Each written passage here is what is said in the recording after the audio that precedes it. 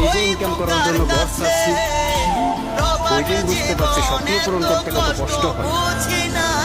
আর যখন বাবার হোটেলে থেকে বাবার টাকায় স্বপ্ন দেখতাম, তখন পুরা দুনিয়া কিনতে। সকালবেলা 6টা বাজে ঘুমের থেকে উঠে গোসল করে তারপর আমরা কাজে যাই।